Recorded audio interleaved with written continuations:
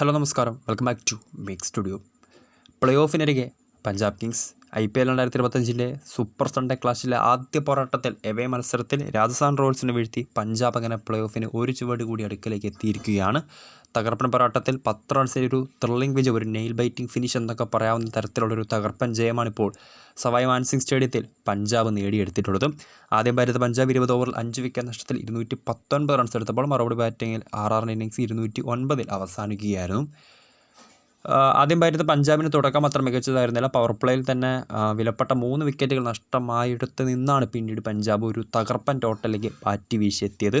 യുവതാരം നെഹൽ വധേര 37 പന്തിൽ 70 റൺസും ഒരു തകർപ്പൻ ഇന്നിംഗ്സ് ഇന്ന് RRനെതിരെ കാഴ്ചവെച്ചിട്ടുണ്ടായിരുന്നു.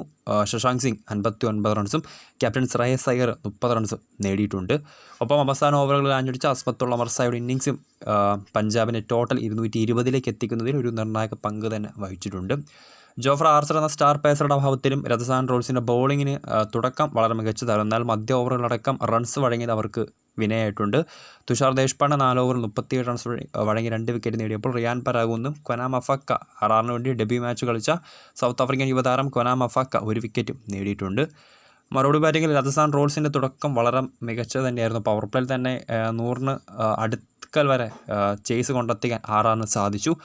എന്നാൽ അവസാന ഡെത്ത് ഓവറുകളടക്കം മികച്ച ബോളിംഗുമായി പഞ്ചാബ് ബോളർമാർ രാജസ്ഥാൻ റോയൽസിൻ്റെ ബാറ്റർമാരെ വരിഞ്ഞ് കെട്ടിയപ്പോൾ 10 റൺസിൻ്റെ ഒരു ദൗർഭാഗ്യകരമായ തോൽവിയായിരുന്നു രാജസ്ഥാൻ റോയൽസിൻ്റെ വിധി.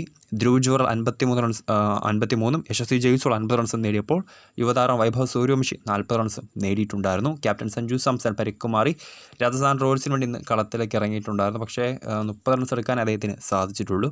PB ക്യൂസിനുണ്ട് ഹർപ്രീത് ബ്രാർ 3, മാർക്കോ ജോൺസൺ, അസ്മത്തുൽ ഒമർസ എന്നിവർ 2 വിക്കറ്റ് വീതവും നേടിയിട്ടുണ്ട്. സോ മാനം കാക്കാനുള്ള പോരാട്ടത്തിലും പരാജയപ്പെട്ട് രാജസ്ഥാൻ റോയൽസ്.